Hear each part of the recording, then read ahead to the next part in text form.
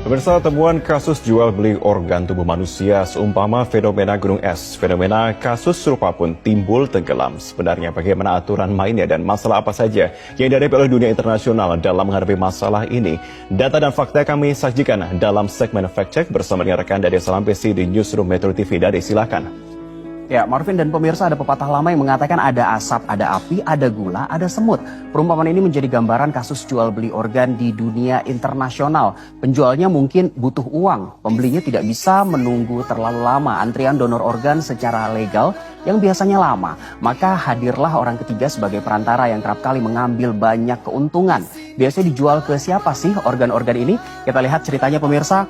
Biasanya organ-organ ini dijual ke siapa? Karena data dari NRC secara global, negara Swatini ini adalah negara terbesar yang memiliki angka penjualan organ secara ilegal terbesar di dunia. Mungkin negara ini termasuk asing di telinga Anda pemirsa karena negara ini baru berubah nama pada tahun 2018 lalu dari Swaziland menjadi Swatini pemirsa.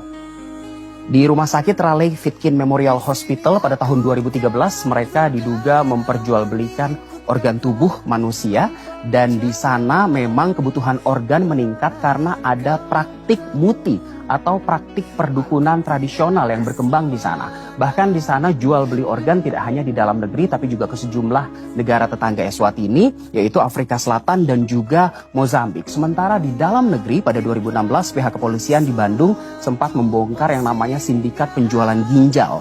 Pada saat itu menurut tersangka orang yang menjual ginjalnya hanya mendapatkan upah 80 sampai 90 juta rupiah hanya untuk satu ginjal. Sementara si tersangka yang menjadi perantara menawarkan ginjal yang sudah dia beli seharga 225 juta rupiah.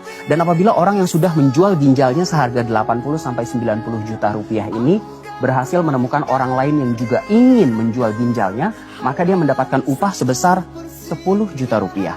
Kita lihat data dan fakta lainnya pemirsa, organ apa yang paling dicari di dunia untuk diperjualbelikan. Data menurut WHO yaitu Lembaga Kesehatan PBB, ternyata organ yang paling dicari di dunia adalah kornea mata yang segar yang dihargai 20.000 bukan rupiah tapi dolar Amerika Serikat. Kalau saya cek nilai tukar mata uang asing pada pagi ini, angka kornea segar artinya harganya lebih dari 275 juta rupiah. Di urutan kedua ada tulang dan juga ligamen. Bayangkan pemirsa, 5.000 dolar Amerika Serikat ini hampir 69 juta rupiah. Dan tentu saja ginjal yang angkanya mencapai kalau dirupiahkan lebih dari 2 miliar rupiah. Dan ternyata dari seluruh angka jual beli organ tubuh segar di dunia, 75%-nya adalah ginjal yang paling banyak dicari. Dan ada juga paru-paru dan jantung yang paling mahal menurut WHO karena harganya mencapai 300.000 dolar Amerika untuk paru-paru. Ini sekitar hampir 4,2 miliar rupiah untuk satu paru-paru. Dan jantung 500.000 dolar Amerika Serikat, artinya harganya mencapai 7 miliar rupiah untuk satu jantung. Dua organ ini adalah yang paling mahal harganya menurut WHO, sementara yang paling banyak dicari adalah ginjal tadi.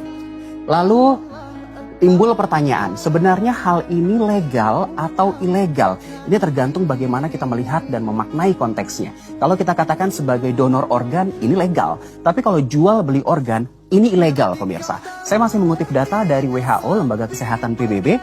Jadi di seluruh dunia ini secara global setiap tahunnya ada lebih dari 100.000 transplantasi organ manusia. Dan fakta lainnya yang mencengangkan, 5 dari 10 transplantasi organ ini ialah ilegal.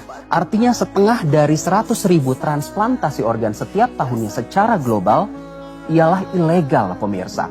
Secara global angka ini di tiap negara memang berbeda-beda berbeda-beda presentasenya maksud saya.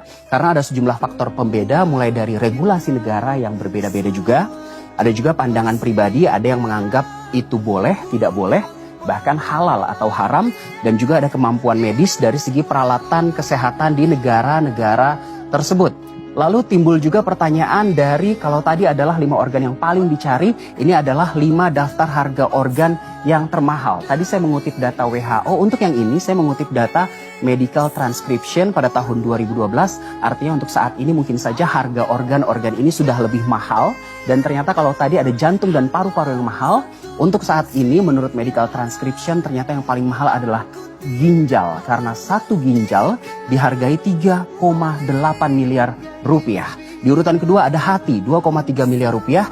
Lalu jantung ternyata ada di urutan ketiga, 1,7 miliar rupiah. Sumsum tulang belakang yang per 1 gramnya saja dihargai 306,6 juta rupiah pemirsa. Dan di urutan kelima, usus kecil kita dihargai kurang lebih 36 juta rupiah. Timbul pertanyaan lagi, sebenarnya siapa target pemilik dari penjualan organ ini pemirsa? Tentunya dalam konteks pasar gelap. Jadi keuntungan dari pasar gelap ini pemirsa secara global angkanya bisa mencapai 600 juta dolar Amerika Serikat sampai 1,2 miliar rupiah. Jika kita konversikan ke rupiah, angka 600 juta rupiah ini saja sudah mencapai 8,3 triliun rupiah. Dan ternyata lumbung organ gelap biasanya adalah di daerah miskin, dan secara global daerah miskin itu yang paling banyak terjadi perdagangan organ ini adalah negara tetangga kita, Filipina. Di ibu kota mereka yaitu kota Manila. Dan biasanya organ-organ gelap yang diperjualbelikan di Filipina ini dijual ke negara asing seperti Amerika Serikat dan juga Jepang. Ini secara global. Lalu bagaimana di dalam negeri kita pemirsa?